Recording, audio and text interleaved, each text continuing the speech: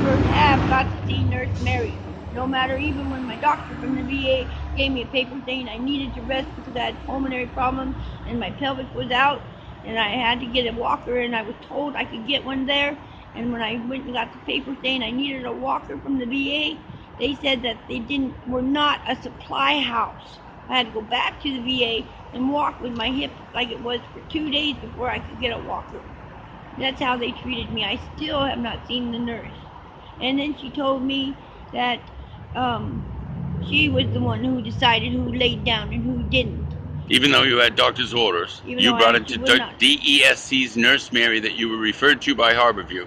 When you went in there for treatment because of your heroin addiction, they sent you to DESC to ask for Nurse Mary. Yes, and she would not see me. They told me I didn't need to see the nurse.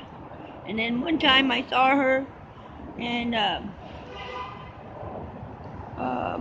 I can't remember right now. Has DESC helped you at all? No, and I asked them to help me with housing, and I asked them to help me with my drug addiction, and nobody has any answers. They don't know nothing. They didn't tell me nothing. Nobody told me the rules when I lived there.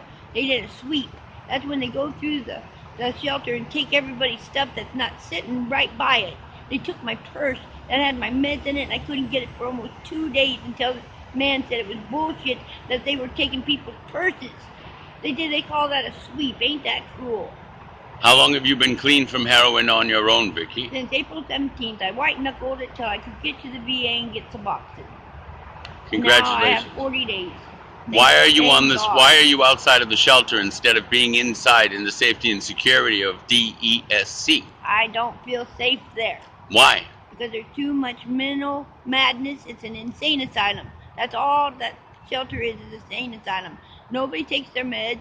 Nobody does what they're supposed to. The staff changes the rules day to day depending on who's on shift. So nobody knows the rules. So everybody's getting in trouble, and then they get barred because they don't know the rules. Where do they get barred to when they get barred? To the connection, where you get to sleep in a 1/4-inch mat on the hard floor with one blanket.